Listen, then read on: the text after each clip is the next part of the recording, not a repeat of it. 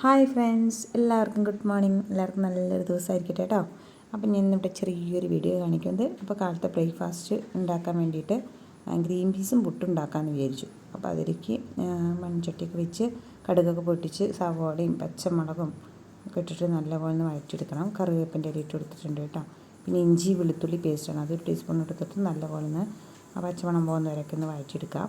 അത് ഇനി green peas ഞാൻ വേവിച്ച് വെച്ചിട്ടുണ്ട്, അത് അതിലേക്കിട്ട് കൊടുത്തിട്ട് നമുക്കൊന്ന് മിക്സ് ചെയ്തെടുക്കണേ. കറിവേപ്പിൻ്റെ ഇല അതിലേക്ക് ഇട്ട് കൊടുത്തിട്ടുണ്ട് ഞാൻ. പിന്നെ അത് കഴിഞ്ഞ് നാളികേരം വറുത്തരച്ചിട്ട്, പക്ഷേ വീഡിയോയിൽ മിസ്സായിപ്പോയിട്ടോ. അപ്പോൾ അതിലേക്ക് വറുത്തിട്ട് ഗ്രാമ്പും കറുവപ്പട്ട ഏലക്ക പെരിഞ്ചീരകം ഇത് ഇട്ടെടുത്തിട്ട് ഒന്ന് ചൂടാക്കിയതിന് ശേഷം നമ്മുടെ നാളികേരം ഇട്ടെടുത്ത് നല്ലപോലെ ഒന്ന് വഴറ്റിയെടുക്കണം. നല്ലപോലെ വറുത്തെടുത്തിട്ട് 1 ടീസ്പൂൺ മുളക് പൊടി, പിന്നെ മല്ലിപ്പൊടി 1/4 മതി, കുറച്ച് മതി, മഞ്ഞൾപ്പൊടി, എന്നിട്ട് നല്ലപോലെ വറുത്തെടുത്ത് നമുക്ക് നന്നായിട്ട് അരച്ചെടുക്കാം. ആ മിക്സ് അതിലേക്ക് ഒഴിച്ചിട്ട് ആവശ്യത്തിന് ഉപ്പ് ഇട്ടെടുത്ത് കറിവേപ്പിൻ്റെ ഇല ഇട്ടെടുത്ത് നമ്മുടെ കറി റെഡിയായി. ഇനി ഞാനിവിടെ പുട്ടാണ്. നമ്മുടെ നല്ല നെല്ല് ഊറ്റി അരിയുടെ പുട്ടാണ് കേട്ടോ. അപ്പോൾ നമ്മുടെ പാടത്തിൻ്റെ നെല്ലുണ്ടായിന്, അതിനെ നമ്മൾ കഴുകി ഉണക്കിയൊക്കെ വറുത്തെടുത്താണേ. അപ്പോൾ അതിൻ്റെ പുട്ടും കൂട്ടി നല്ല കാലത്ത് പുട്ടും ഗ്രീൻ പീസ് കറിയും കൊണ്ട് കഴിച്ചു. പിന്നെ എനിക്ക് ഇവിടെ മുളകാണ് കേട്ടോ ഇനി ഇവിടെ കഴുകി ഉണക്കാനുണ്ടായിരുന്നത്. അപ്പോൾ മുളകും കഴുകി ഉണക്കാനായിട്ട് നല്ലൊരു വലിയ പാത്രം എടുത്തിട്ട് അതിലേക്ക് വെള്ളത്തേക്ക് ഈ നമ്മുടെ കാശ്മീരി ചില്ലിയാണ് കേട്ടോ. ഞാൻ കൂടുതൽ കാശ്മീരി ചില്ലി മേടിക്കും, പിന്നെ സാധാ മുളകും മേടിക്കും. അപ്പോൾ 1 കിലോ കാശ്മീരി ചില്ലിക്ക് 1/2 കിലോ മുളകും. അപ്പോൾ കളറും കിട്ടും, നമുക്ക് എരിവും നല്ല കൂടും ചെയ്യില്ല. അപ്പോൾ അതിനൊക്കെ ഞാൻ എപ്പോഴും കഴുകിയിട്ട് ഉണക്കിയിട്ടാണ് ഉപയോഗിക്കാറ്. അപ്പോൾ നല്ലപോലെ കഴുകിയൊക്കെ വൃത്തിയാക്കിയതിന് ശേഷം ഒരു പാത്രത്തിൽ വെള്ളമൊക്കെ വാർന്നു പോകണ്ടേ, അപ്പോൾ അതിന് വേണ്ടിയിട്ട് ഒരു പാത്രത്തിൽ ഇത് കഴുകിയൊക്കെ ഇട്ടിട്ടുണ്ട് കേട്ടോ. അത് കഴിഞ്ഞതും ഒരു വലിയൊരു ഷീറ്റ് വിരിച്ചിട്ട് എല്ലാം നിരത്തി കൊടുത്തിട്ടുണ്ടേ. നമുക്ക് 2 ദിവസത്തിൻ്റെ ഉള്ളിൽ എന്തായാലും 3 ദിവസം നല്ല വെയിലുണ്ടെങ്കിൽ 2 ദിവസത്തിൻ്റെ ഉള്ളിൽ ഒരുവിധമൊക്കെ ഒന്ന് ഉണങ്ങി കിട്ടും. പിന്നെ ഇടണമെങ്കിൽ നമുക്കൊരു 3 ദിവസം ഇടാമെന്ന് മാത്രം. അപ്പം നല്ലെണ്ണം നിരത്തി കൊടുത്തതിന് ശേഷം പിന്നെ മല്ലി ഇതുപോലെ ഞാൻ ഇങ്ങനെ പൊട്ടിക്കണമെങ്കിൽ 1/2 കിലോ മല്ലിയാണ് കേട്ടോ പൊടിച്ച് വയ്ക്കുള്ളൂ. മല്ലി പിന്നെ നമുക്ക് കുറച്ചല്ലേ ആവശ്യമുള്ളൂ. വേണമെങ്കിൽ കൂടുതൽ ഉപയോഗിക്കുന്നവരാണെങ്കിൽ 1 കിലോ ഒക്കെ മേടിച്ച് പൊടിച്ച് വയ്ക്കാം.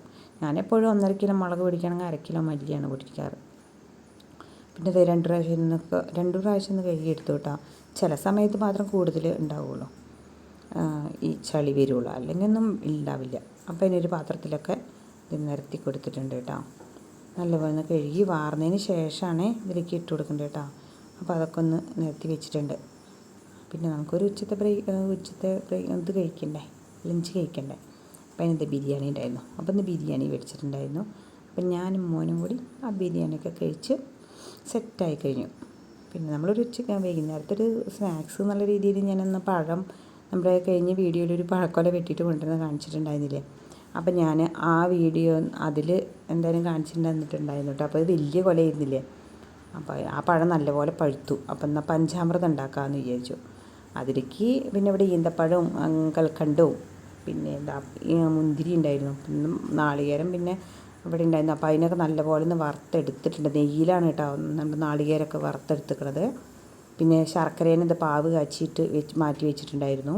പിന്നെ നല്ല പഴമായിരുന്നു. അപ്പോൾ അതിനൊക്കെ നല്ലപോലെ മിക്സ് ചെയ്യണം. പഴത്തിന് നല്ലപോലെ ഒന്ന് ഉടച്ചെടുക്കണം കേട്ടോ.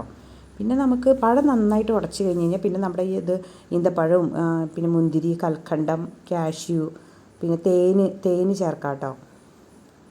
അതൊക്കെ ചേർത്തിട്ട് നല്ലപോലെ മിക്സ് ചെയ്ത് കൊടുത്താൽ മതി. നാളികേരവും എനിക്ക് നാളികേരം ഇഷ്ടമുള്ളതുകൊണ്ട് ഞാൻ നാളികേരം കൂടുതൽ ഇട്ടിട്ടുണ്ട്. അപ്പോൾ ഞാനത് നല്ലപോലെ എല്ലാം കൂടി ഒന്ന് മിക്സ് ചെയ്തിട്ട് പിന്നെ ചുക്കാണ് ഇട്ട് 2 വലിയൊരു കഷ്ണം ചുക്ക് പൊടിയാണ് മുകളിൽ. ചിലവരൊക്കെ നമുക്ക് ഈ പച്ചക്കർപ്പൂരൊക്കെ ചേർക്കും. ഞാനതൊന്നും ചേർത്തില്ല. ഞാൻ ഇവിടെ വീട്ടിലുള്ള സാറിൽ മാത്രം ചേർത്തിട്ട് ഞാൻ ഉണ്ടാക്കിയതാണ്. ഒരു നാരങ്ങ അതിന് മുകളിൽ ഒന്ന് കീറിയിട്ട്.